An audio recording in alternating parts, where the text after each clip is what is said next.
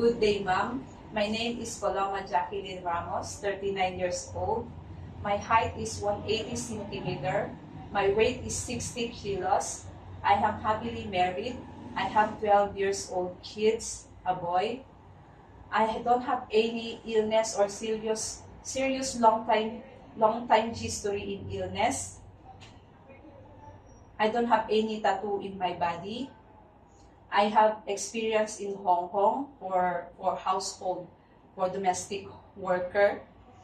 My duties is taking care of the baby, taking care of teenager, children, and elderly. My household work is cooking, cleaning,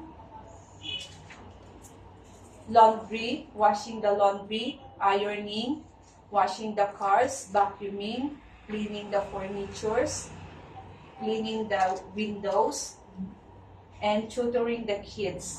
I am willing also to share with other helper. I am willing also to take care of the pets, the boy and the dog and the cats. I am willing also to take care of an elderly.